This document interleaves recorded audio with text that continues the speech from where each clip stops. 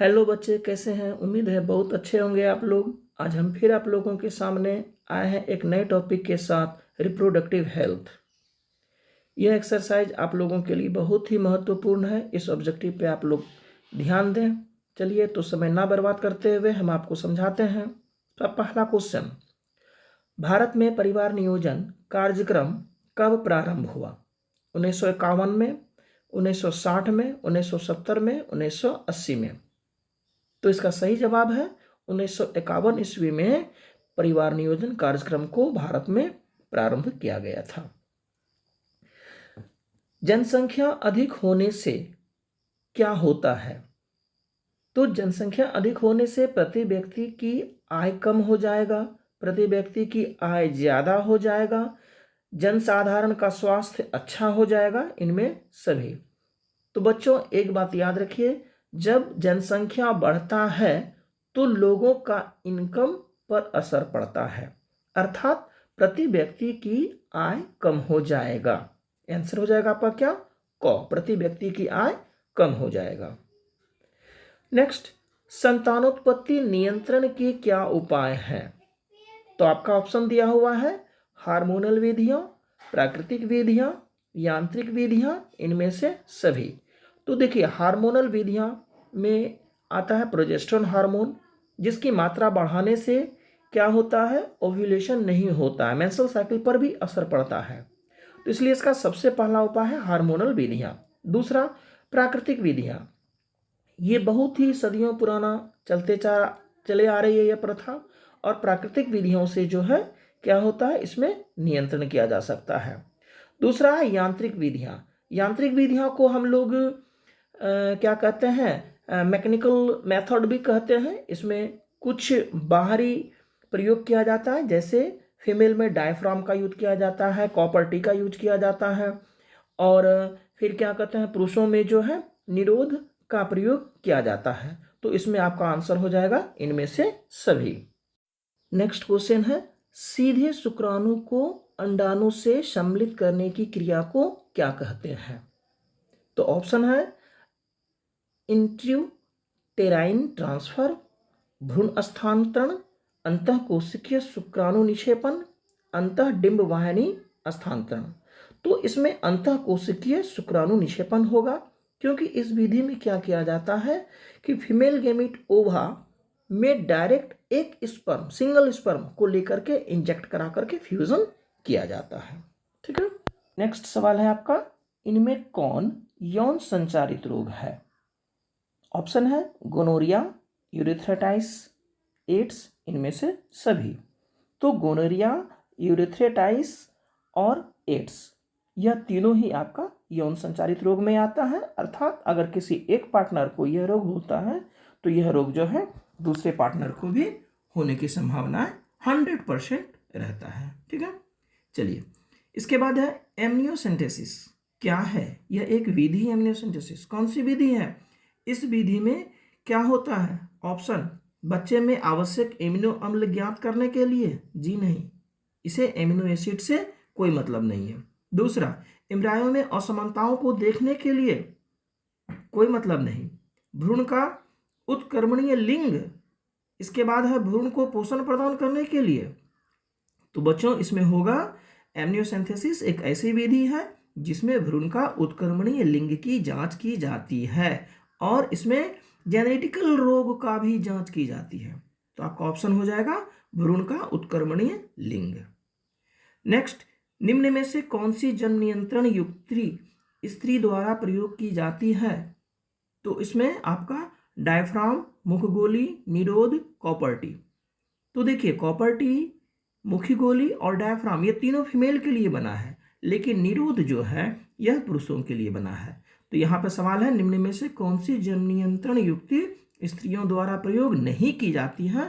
तो आपका आंसर हो जाएगा निरोध।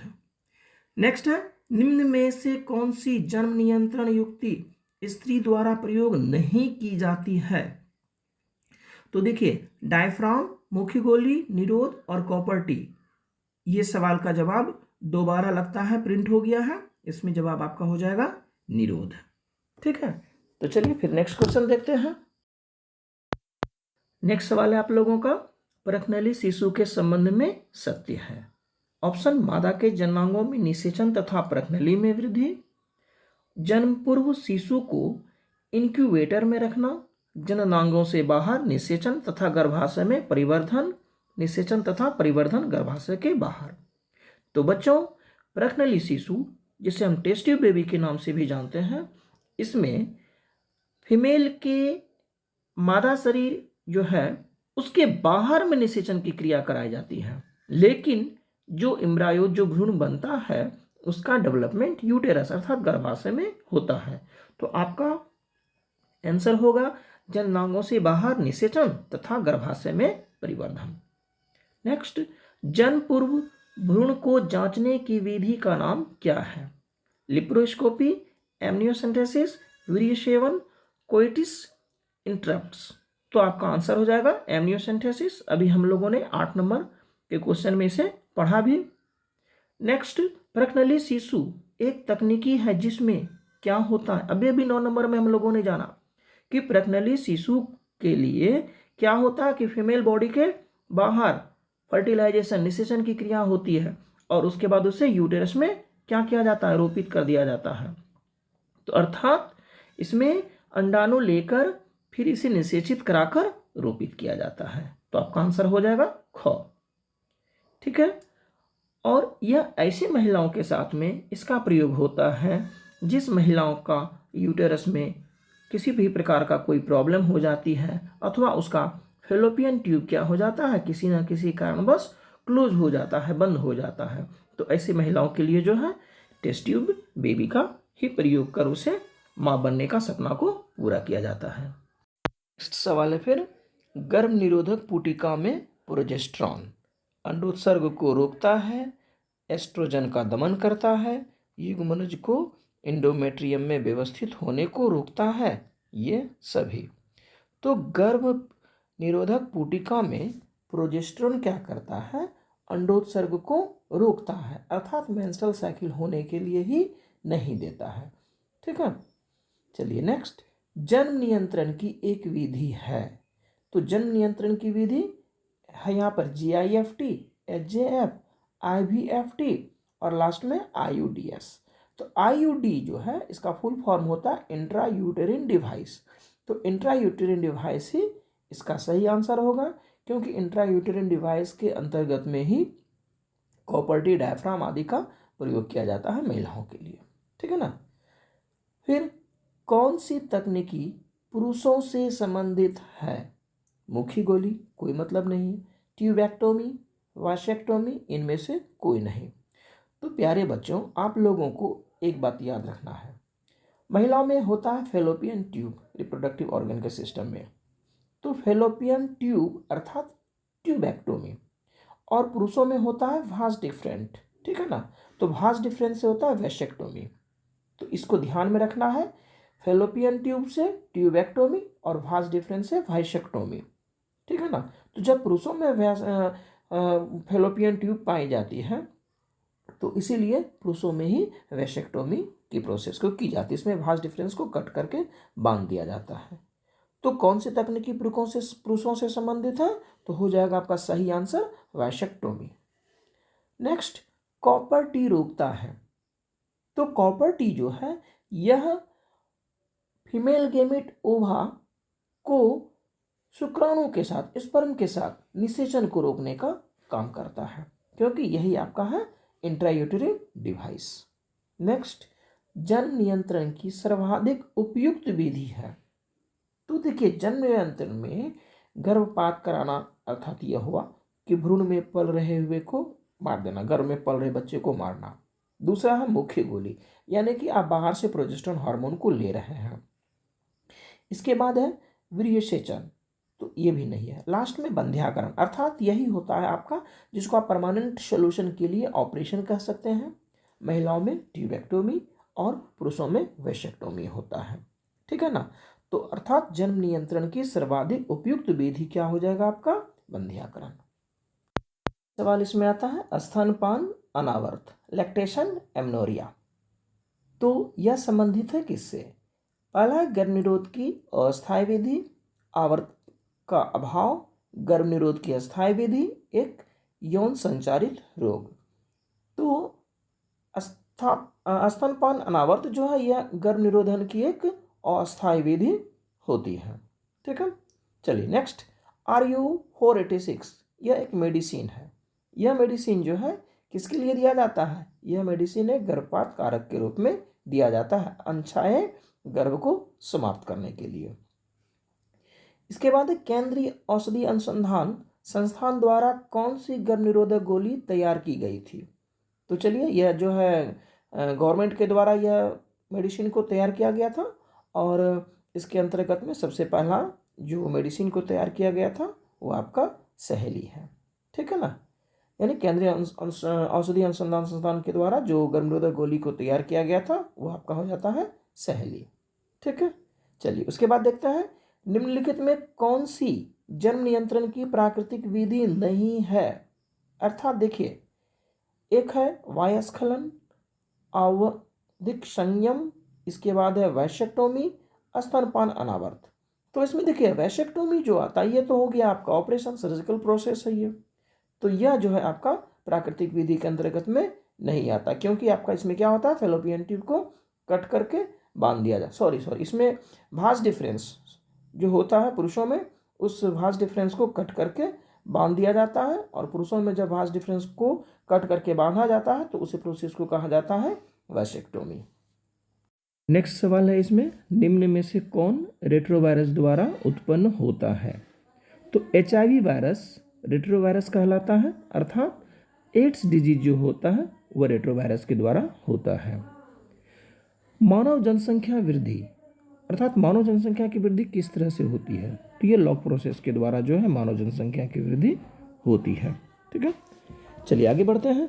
मानव जनसंख्या वृद्धि को नियंत्रण करने के लिए चिकित्सीय विधि द्वारा वृषणों को, टेस्टिस को हटाया जाता है। तो मानव के यानी कि पुरुषों के जो टेस्टिस को, वृषण को काट कर हटाया जाता है उसे बधियाकरण, कैस्ट्रेशन कहा जाता है। भारत में प्रथम जनगणना प्रारंभ कब हुआ था? तो भारत में प्रथम जनगणना का प्रारंभ 1891 को माना जाता है। प्रथम मानव जनसंख्या विस्फोट का कारण क्या हुआ?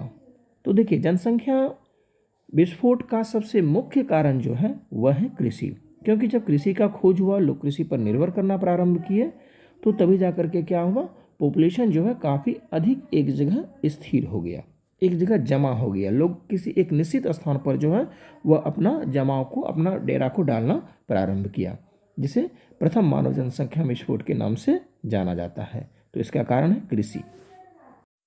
सवाल है, उच्च मृत्यु दर के कारण जनसंख्या में तीव्र ह्रास क्या कहलाता है? तो जनसंख्या घनत्व, जनसंख्या अवन्नपन, जनसंख्या विस्फोट, उपरोक्त सभी। तो देखिए, उच्च मृत्यु के कारण जनसंख्या में जो कमी होती है, ह्रास होती है, उसे अवन्नपन कहा जाता है, अर्थात जनसंख्या अवन्नपन इसका सही जवाब होगा। एमनियोसिंथेसिस एक प्रक्रिया है।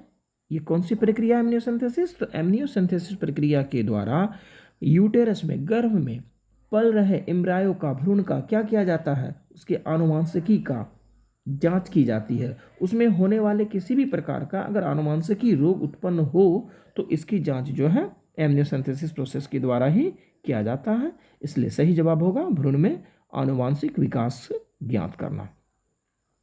सहेली जो कि गर्भ निरोधक पुटिका अर्थात गोली है, ठीक है ना, तो इसका जो प्रयोग किया जाता है, इसका प्रयोग किया जाता है साप्ताहिकी किया जाता है, ठीक है ना।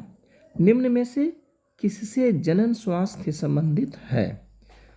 तो जनन स्वास्थ्य संबंधित है कार्यकारी जागरूकता से, सुविधा व सहारा उपलब्ध से, नए तकनीकी के ज्ञात से, ये सभी। तो यहाँ पर ये सारी बातें जो है जनन स्वास्थ्य संबंधी में आता है, इसलिए इसका सही जवाब होगा ये सभी, ठीक है ना। तो कमिंग नेक्स्ट सवाल आता है, ऋतुस्राव चक्र का कौन सा समय गर्भाधान के लिए उपयुक्त होता है? 30वें से 7वां दिन, 7वें से 13वें दिन, 10वें से 17वां दिन और 15वें से 25वां दिन। तो मेंस्ट्रुअल साइकिल के बाद 10वें से जो 17वां दिन तक का होता है इसे सेफ जोन भी कहा जाता है। अर्थात इस पीरियड में अगर कोई भी कपल अगर इंटरसेक्स कोर्स की क्रिया करता है तो इस समय में, इस अंतराल में जो है गर्भधारण होने की संभावनाएं अधिक होती है। तो आंसर हो जाएगा आपका 10वें से 17वां दिन तक। ठीक, नेक्स्ट है मुख्य गर्भ निरोधक पुटिका में कौन सा महत्वपूर्ण घटक होता है? प्रोजेस्टेरोन, वृद्धि हार्मोन, थायरॉक्सिन, ल्यूटिनाइजिंग हार्मोन। तो जितने भी ओरल एंटी प्रेगनेंसी मेडिसिन मुख्य गर्भनिरोधक पुटिका को दिया जाता है तो उसमें मुख्य रूप से प्रोजेस्टेरोन होता है। यह प्रोजेस्टेरोन क्या करता है? मेंस्ट्रुअल साइकिल की क्रिया को अवरुद्ध कर देता है, जिससे ओव्यूलेशन की क्रिया नहीं होती है। ठीक है, नेक्स्ट, जनसंख्या का अध्ययन क्या कहलाता है? तो जनसंख्या का अध्ययन कहलाता है डेमोग्राफी। अर्थात डेमोग्राफी के अंतर्गत में जनसंख्या वृद्धि दर को ज्ञात की जाती है। अब कॉपर टी लूप रोकता है, तो कॉपर टी लूप जो है यह मेल और फीमेल गेमीट के फ्यूजन को रोकने का काम करता है, अर्थात यह निषेचन को रोकने का काम करता है। अब समानतः वृद्धि वक्र जो होता है वह किस आकार का होता है? तो यह लॉग के रूप में होता है और इसे जे आकार कहा जाता है। ये जे आकार में जनसंख्या की वृद्धि दर होती है। ठीक है, नेक्स्ट सवाल आता है, ट्यूबेक्टोमी गर्भरोधन की एक विधि है जो संबंधित है। तो बच्चों, फेलोपियन ट्यूब फीमेल में पाई जाती है, इससे ध्यान रखना है आप लोगों को। ट्यूबेक्टोमी, तो ट्यूबेक्टोमी किस में होता है? केवल महिलाओं में, केवल स्त्रियों में। ठीक है ना, तो गर्भरोधन की क्या है? एक प्रक्रिया है जो केवल स्त्रियों से, मतलब स्त्रियों में यह प्रयोग किया जाता है। ठीक है ना, तो आंसर हो जाएगा आपका ग नंबर, केवल स्त्रियों से। नेक्स्ट, भारत में गर्भ निरोधन की लोकप्रिय युक्ति क्या है? निरोधन का प्रयोग, मुख्य गोली लेना, आईयूडीएस का प्रयोग करना, चिकित्सीय विधि। तो जनरली भारत में जो प्रयोग की जाती है वह चिकित्सीय विधि का प्रयोग किया जाता है। शल्य चिकित्सा के द्वारा महिलाओं के फेलोपियन ट्यूब को कट करके बांध दी जाती है, जो कि एक अस्थायी विधि भी कहलाता है। IVF-ET तकनीकी का प्रथम सफल परीक्षण प्रस्तुत किया, किसने किया था? तो सबसे पहले हम ये जानें कि IVF-ET का मतलब क्या होता है। IVF-ET in vitro fertilization embryo transfer, इसका मतलब होता है यह उन महिलाओं में प्रयोग किया जाता है जो महिला बांझ हो जाती है, अर्थात ऐसी महिलाएं जिनका यूटेरस में तो ठीक है, उसमें ओव्यूलेशन की भी क्रिया होती है, लेकिन इसके बावजूद किसी प्रॉब्लम से फेलोपियन ट्यूब उसका ब्लॉक हो जाता है, तो ऐसी महिलाएं भी कभी मां नहीं बन पाती है। तो इसके लिए in vitro fertilization embryo transfer तकनीकी को अपनाया जाता है और इसी तकनीकी को अपना करके टेस्ट ट्यूब बेबी के द्वारा जो है बच्चे को जन्म दी जाती है। तो इसमें रॉबर्ट स्टेप्टी और गिलबर्ट ब्राउन नामक वैज्ञानिक ने सफल परीक्षण किए थे। ठीक है ना, तो चलिए बच्चों, अब हमारा ये ऑब्जेक्टिव क्लास जो है आज समाप्त होता है। इसके लिए फिर हम आगे अगले चैप्टर को लेकर के फिर आप लोगों के पास सामने हम हाजिर होंगे। इसे ध्यान से समझें और अपने एग्जामिनेशन के लिए से प्रिपेयर करें। Okay, bye bye, thank you.